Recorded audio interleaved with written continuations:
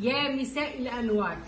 طبعا انا سعيده جدا انه معايا صديق عمري استاذ جوهري اللي هو من غير استاذ في الخمسينة، شايف الخمسين. ومعايا الاعلامي ومدير عام مصلحه كبيره مش عارفه مصلحة النفط.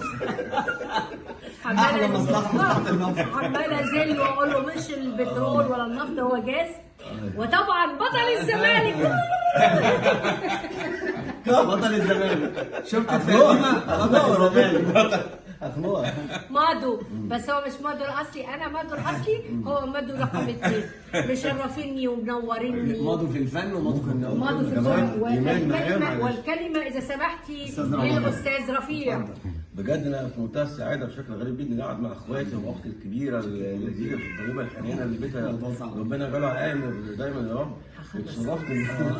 اتشرفت بجد في وجودي مع فقره جميله جدا ومتنوعه من الاستاذ احمد جوهري كممثل وحاجات كتيره وبعضها.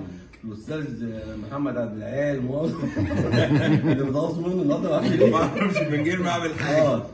تخيل خالص الناس دي بصراحه عندها خفه دم، عندها تلقائيه، عندها ادبيات وكلمه جميله جدا بنفتقدها كلنا في البيوت المصريه.